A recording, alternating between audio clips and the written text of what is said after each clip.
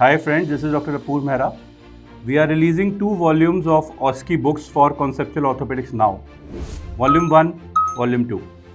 The special feature is, it is system wise and it covers the entire spectrum. The second special feature, which is the feature of Conceptual Orthopedics throughout, it has been carved and curated by the excellent faculties.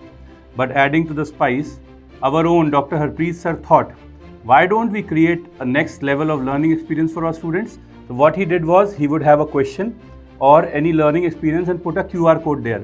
What you need to do is scan that QR code. The moment you scan that QR code, you will reach to that particular sign or gate or any feature that he needs to show you.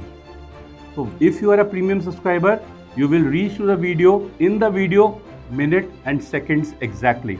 If you are not a premium subscriber, then our marketing team will get back to you.